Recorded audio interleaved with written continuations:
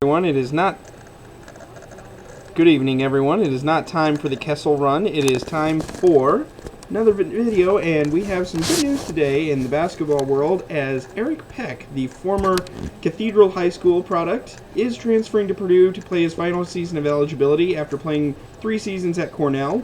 He missed his junior year there due to a knee injury, and he will be able to make that back up because he graduated, and he is going to finish his eligibility at Purdue, giving the Boilermakers a solid senior leader to go with Tyrone Johnson and Travis Carroll.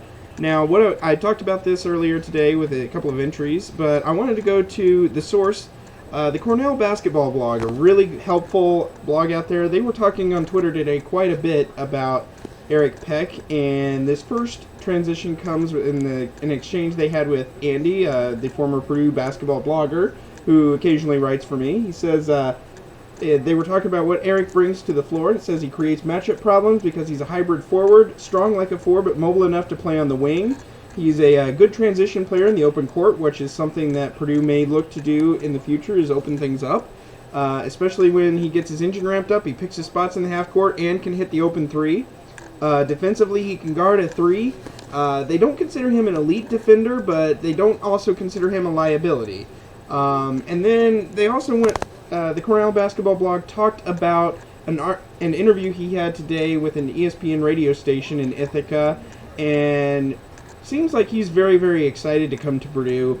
The gist of the interview talked about what he wants to do. He did make a comment that he plans to lock himself in the gym at Purdue, which is something that we really need, and I'm hoping that leadership by example kind of wears off on the younger guys, especially with such a young team behind him other than Tyrone and Travis. He says that the location of Purdue is big in his commitment. He is definitely wanting to play a little bit closer to home. He is an Indianapolis native, of course. He talked about when he was originally recruited, it looked like Boston College might have been an option for him, which is interesting because he said he would have looked at them had they recruited him back in 2010, but they did not. And it just didn't work out for him right now. He wants to be closer to home. And that'll be very interesting when Purdue plays Boston College in the ACC Big Ten Challenge, because he does have a bit of a relationship there with Steve Donahue, the head coach at Boston College. He also mentioned how the chance to play in the Big Ten was something he really, really wanted to do, and because he graduated at Cornell, it puts him in a very unique situation. Ivy League rules state that graduate players cannot play on scholarship at Cornell, so actually there are no athletic scholarships, I believe, in the Ivy League, and so had he stayed at Cornell, it would have been another year of student loans and everything else just for him to play basketball. And while he does recognize he's got a year of eligibility, he wants to work on his career after basketball. He's thought about playing pro in Europe, and coming to Purdue gives him the opportunity to at least get 1 year of grad school out of the way on Purdue's dime, because he will be a scholarship player this year. Purdue had 3 scholarships open, now we have 2. And he's just very, very excited to come to Purdue.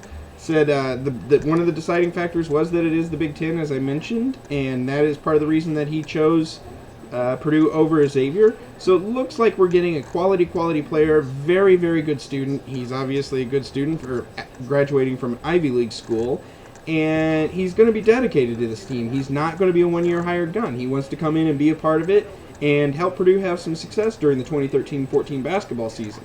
So it looks like he's going to be a very good fit. Remains to be seen if he's the only player that Matt Painter is going to pick up, but I think this is a very good thing, and he should pay some huge dividends this coming fall and winter.